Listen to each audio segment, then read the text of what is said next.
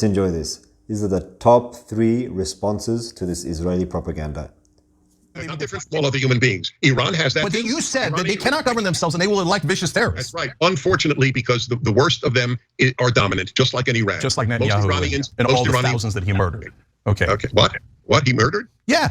You do a war and you have a kill ratio of 1,000, sometimes 100 to 1, sometimes even more. And that kills thousands of Palestinians and go, oh, golly gee, did I kill all of them? It was an accident. When the terrorists, Arabs who can't govern themselves, who are vicious terrorists, they do it, that is terrorism. When the state of Israel does it, it is not terrorism. And we killed 100 times more, but it is not terrorism. We bomb in the middle of a crowded city and murder their civilians, but that is not terrorism because the state does it and people Dennis Prager likes does it. But the Arabs and the Palestinians are vicious terrorists by nature and can never govern themselves. Boy, advocate for freedom, Dennis, you're doing great.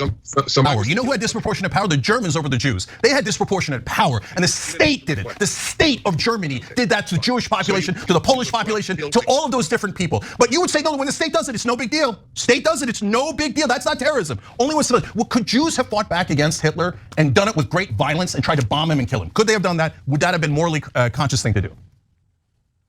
Okay, it has nothing to do with anything we've discussed. Well, I don't understand your question. If the Jews could have bombed Hitler, should they have? Yes. Is that your question? Yes.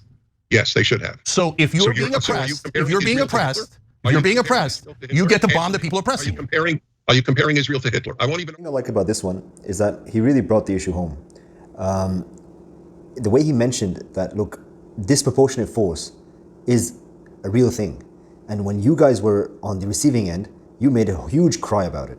And rightly so, because that was a pure evil. Now, when you compare, and why can't you not compare Nazi Germany to what Israel, the state, is doing? They've done worse over the years. Maybe not at that scale, but still to that level. And this is exactly, it's on the same grounds, ethnic cleansing, based on genocidal reasons, apartheid, all of it is exactly the same thing. It's like a bit of a taste of their own medicine. An occupier is defending itself in the first place. The notion that Israel is defending itself is as absurd as the notion that the rapist is defending itself from the victim. Because Israel is the occupier. So the Israeli narrative, a lot of it is based on we are the victim. And I think this response by Mohammed Hijab really nailed the point. Like, how can you dare be the victim when you are basically the oppressor? You are the occupier. In this situation, there's no way, no angle, no opinion that where you can be the victim. No matter how hard you try with the events of 7th October, we condemn them. We say, okay, the non-military targets that were hit, they're wrong. They shouldn't have been hit.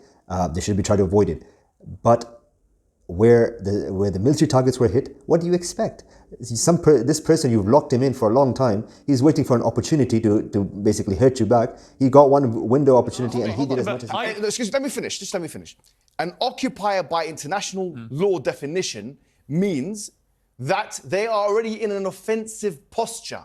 If they're in an offensive posture, if someone brings you to Piers Morgan, grabs you by the thing, throws you into your bathroom, yeah? You're in your bathroom, you're screaming and they're eating food, having a good time. One day you come out of your bathroom, you try and fight one of them, who's defending who from who? Mohammed, How can you self-defend when you're occupied? Message that get off his chest. You've been arresting Palestinians, you've been putting them in jails, you've been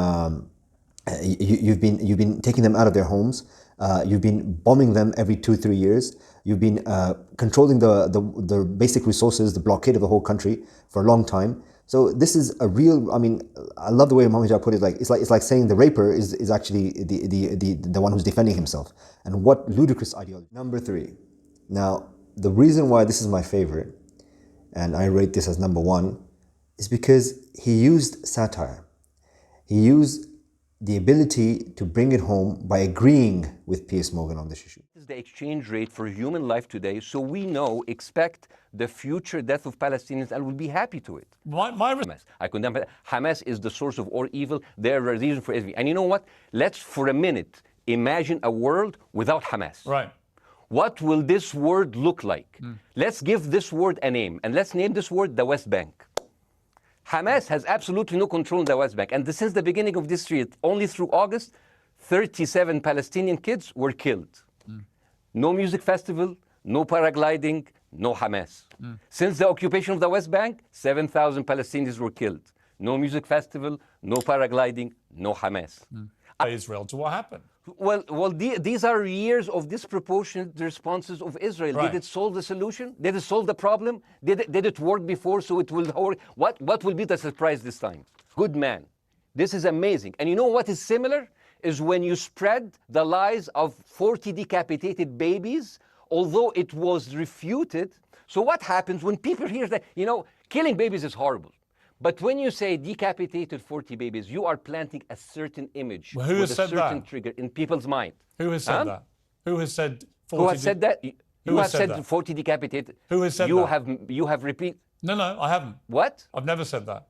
You haven't said on your show 40 decapitated No. babies? People were thrown in the gas chambers. The Nazi propaganda called them rats.